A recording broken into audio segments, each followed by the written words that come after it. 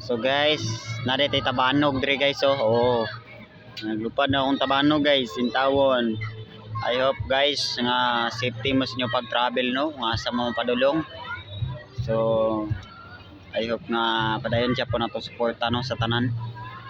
So dali ano wala sur plano eh. Atro de. So narade sila guys no.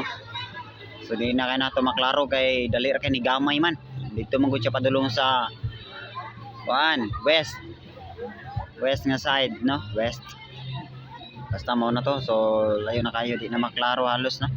Tungod sa puti na siya, puti po ang panganod, so gamay na kayong gayton dito.